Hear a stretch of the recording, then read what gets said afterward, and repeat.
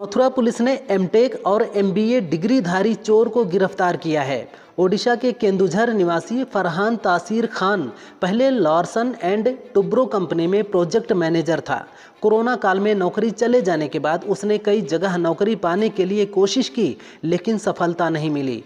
इससे हताश होकर वह ट्रेन और रेलवे स्टेशन पर यात्रियों का सामान चोरी करने लगा। फरहान इससे पहले साइबर फ्रॉड के मामले में भी जेल जा चुका है। भारत आते ही 26/11 हमले के मास्टरमाइंड आतंकी तहव्वुर हसन राणा पर पहला कानूनी एक्शन ले लिया गया है। दिल्ली की पटियाला हाउस कोर्ट ने राणा के खिलाफ एनआईए की रिमांड को मंजूरी दे दी है। राणा 18 दिनों तक एनआईए की रिमांड में रहेगा। इस दौरान उससे 26/11 समेत अन्य आतंकी गतिविधियों के बारे में जानकारी जुटाई जाएगी। हालांकि एनआईए ने कोर्ट से उसकी 20 दिन की रिमांड मांगी थी, लेकिन कोर्ट ने 18 दिन के लिए ही मंजूरी दी है। एक्टर ऋतिक रोशन अपनी अपकमिंग फिल्म क्रिश 4 को लेकर सुर्खियों में हैं।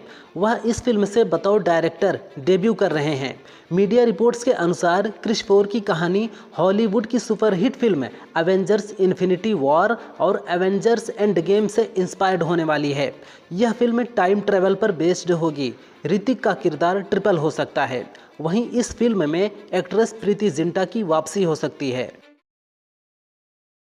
चीन और अमेरिका के बीच टैरिफ वार थमने का नाम नहीं ले रही है। चीन के 84% टैरिफ लगाने के बाद अमेरिका ने भी जवाबी कदम उठाया है। अमेरिका ने चीन पर लगाए गए 125% टैरिफ को बढ़ाकर 145% कर दिया है। यानी अब चीन पर 145% टैरिफ लगेगा। राष्ट्रपति ट्रंप ने कहा, इस दौरान कुछ बदलावों की कीमत चुकानी होगी, लेकिन अंत में यह सुंदर होगा। हम बहुत अच्छी स्थिति में हैं। अमेरिका के साथ ट्रेड वॉर के चलते चीन अपने उत्पादों के निर्यात के लिए दूसरे देशों की ओर देख रहा है। चीन ने ऑस्ट्रेलिया से अमेरिकी टैरिफ के खिलाफ साथ में लड़ने की अपील की थी, जिसे ऑस्ट्रेलिया ने खारिज कर दिया है। ऑस्ट्रेलिया ने कहा कि उसके लिए अपने हित अधिक महत्वपूर्ण हैं। चीन का हाथ थामने का कोई मतलब नहीं है।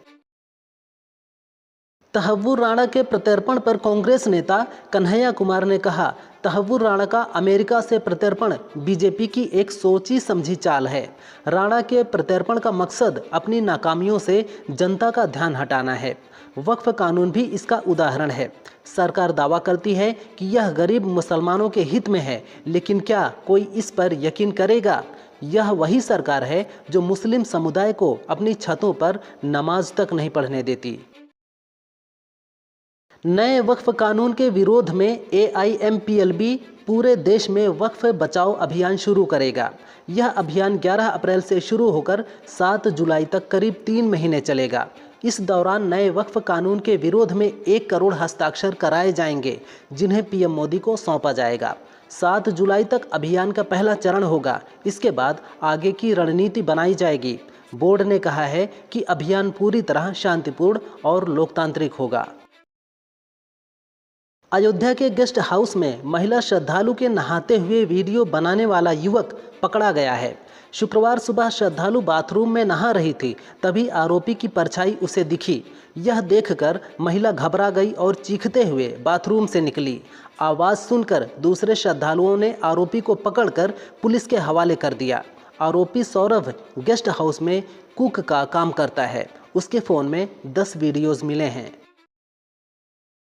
दिल्ली में दिन दहाड़े प्रॉपर्टी डीलर की गोली मारकर हत्या कर दी गई है। मामला पश्चिम विहार वेस्ट थाना स्थित स्टेट बैंक नगर का है। प्रॉपर्टी डीलर फॉर्च्यूनर कार में बैठा हुआ था। इस दौरान अज्ञात बदमाशों ने कार पर 8 से 10 गोलियां चलाईं, जिससे उसकी मौत हो गई। वारदात को अंजाम देने के बाद बदमाश मौके से फरार हो गए। पुलिस ने शव को पोस्टमार्टम के लिए भेज दिया है। साथ ही मामले में आगे की जाँच की जा रही है। प्रधानमंत्री नरेंद्र मोदी ने वाराणसी में 3,884.18 करोड़ रुपए की 44 विकास परियोजनाओं का उद्घाटन और शिलान्यास किया। इस दौरान उन्होंने कहा कि काशी के हर निवासियों को योजना का लाभ मिल रहा है। काशी में बड़े बड़े अस्पताल बन रहे हैं। 70 साल से अधिक उम्र के बुजुर्गों को फ्री इलाज मिलेगा, चाहे उनके परिवार की आय कितनी भी हो। अब इलाज के लिए ज़मीन बेचने और कर्ज लेने के लिए मजबूरी नहीं होगी।